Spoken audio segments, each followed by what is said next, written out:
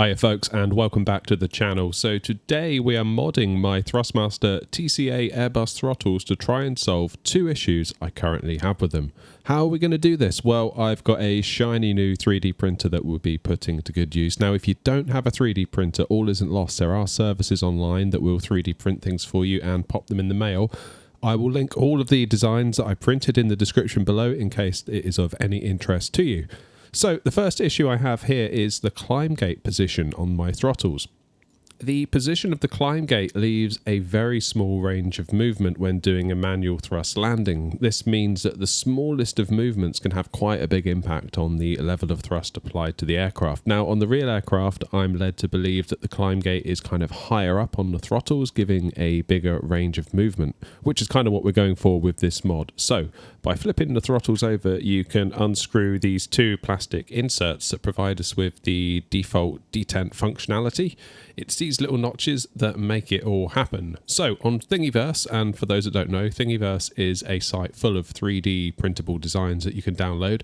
There is a design that you can download for free which aims to move the climb gate position higher up to give us that wider range of movements on a manual thrust landing. I'll leave a link in the description. Not to sound like an old episode of Blue Peter, but here's one that I printed earlier. Let's cut to some footage of it being printed. It's so cool, honestly. I could watch this all day.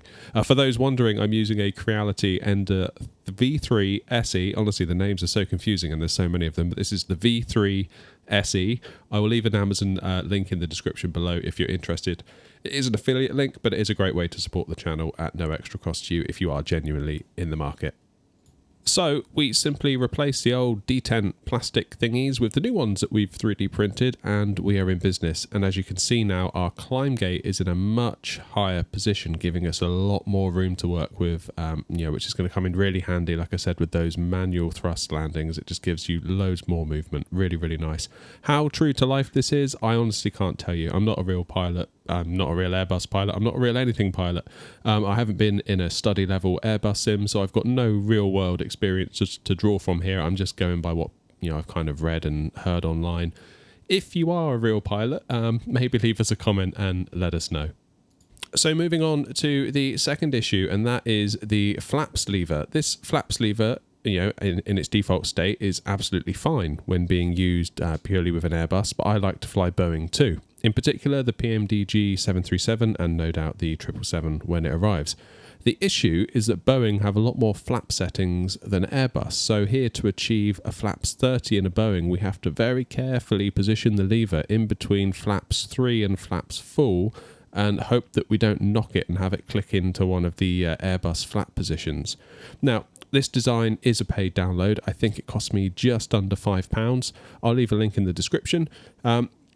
So there are a few different parts involved in this. Firstly, we have these inserts which will slot in up here, and then we also have a new lever which will be able to be lifted, moved, and then slotted into its position, which will give us the same Airbus positions, i.e. full, 3, 2 and 1, but lots of other positions in between, which will be really, really handy when flying the Boeing, specifically the 737 from PMDG.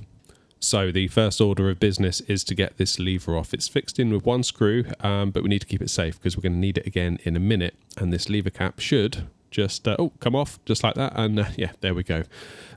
So here's what we're going to be replacing it with. So this is what we have here. We've got two separate parts that slot together, allowing us to pull up our flaps lever and then drop it into position into those inserts we saw just a few moments ago.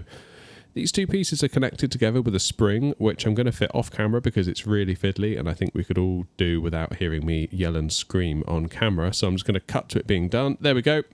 And yeah, the spring is in place and now you can see the two pieces of the flaps lever are now attached. We also have a cap to go on the top, which we also 3D printed. They just sort of friction fit together. You just sort of give it a good push together, and it's fine. And there we have it. We've got a new flaps lever, which we can now screw back onto the post onto our throttle unit.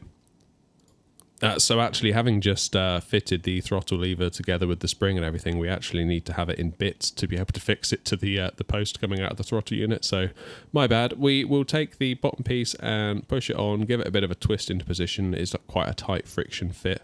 And then once the screw hole is aligned, we can use that screw that we took out and get it nice and secured. Next up, we need to get our inserts into place. There's one for each side of the lever, and what I'm going to do is double-sided tape them into position for now, and I'll spare you the frustration of watching me do that, and we'll just cut to it being done. And here it is, all done. So we'll see how it goes. It may be that over time the double-sided tape gives way and it causes problems. It may be that I look to glue these down in time. We'll see.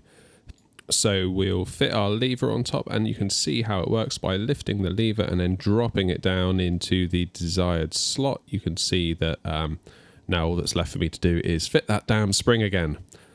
Okay, cut to the spring being all done, and after a small amount of swearing, you can see it works very nicely. You just lift it up, pull to where you want it, and the spring pulls it back down into the desired flaps slot that you're going for. I'm really looking forward to flying with this, and it's going to be such a great help when flying as the Boeing 737 specifically. Now, as I said at the start of the video, you don't have to have a 3D printer to get this to work. There are 3D print mail order services around if you have a quick Google. I've never used any of them, so I can't really recommend one. But I must say, I'm really impressed with this 3D printer so far. The speed and the quality is really quite something, and it comes in at a really affordable price. I mean, I've spent more money on an inkjet printer in days gone by, and this actually makes stuff. It's so cool. Anyway, I'm going to leave it there, folks. Thanks so much for watching. Get subbed, as we'll be putting this new mod through its paces on our full flight videos, live streams, what have you. Let us know in the comments if you've got any questions. I'll be more than happy to answer you. But until next time, take the very best care of yourselves, and as always, happy flying.